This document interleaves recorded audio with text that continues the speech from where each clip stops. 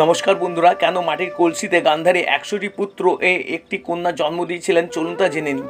বাস্তবে এক নারীর পক্ষে ১০৮টি সন্তানের জন্ম দেওয়া সম্ভব নয়। মহাভারত অনুসারে একদিন ব্যাসদেব ক্ষুধায় তৃষ্ণায় কাতর হয়ে হস্তিনাপুরে এলেন।